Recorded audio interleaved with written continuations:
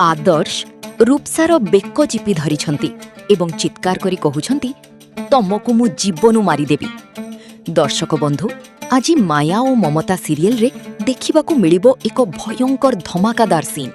घरे एबे अशांतिर निया जळुछि। एही समय रे ओकिल घर भितरकू आसुछंती। परिवार लोकमाने एहा देखि आश्चर्य होई चाहि रहि जांती।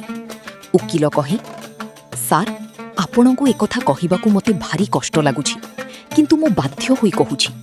आमे आपणको पई घर इवाक्युएशन नोटिस नै आसीछु।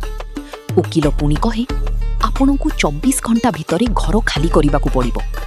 काहेकि मिलिला एही नोटिस? कोन पई 24 घंटा भितरे घर खाली करिबाकू चेतावनी? आदर्श रागरे कहे, असंभव। ए किमिति संभव? ई घर मो दादा और बापांकर रक्त देई तियारी।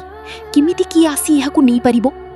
आदर्शंक प्रश्नर उत्तर रे रूपसा शांत भावरे कहे, जितेबेले केही फ्रॉड करी बिजनेस करे ओ धरा पड़ी सेतेबेले तार सबु प्रॉपर्टी जबत होई जाय। आउ सेई प्रॉपर्टी को जे केही किनि पारे। रूपसांको ही चाल पछरी रहिछि एक बड़ षड़यंत्र। से केवल ई घर नुहे, पूरा महापात्र साम्राज्य को निज नारी करि सारिछंती। ओकिल घरर कागज आनंदंकु देखांती। रूपसा कहे, तेणु एही हिसाब रे ई प्रॉपर्टी भी मो नारी। आउ तम समस्तंकु खूब शीघ्र ई घर खाली करिबाकू पड़िबो।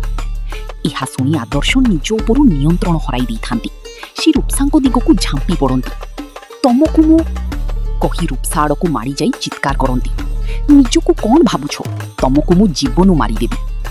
पल्लवी चित्कार करी, रही जाओ आदर्श, रही जाओ।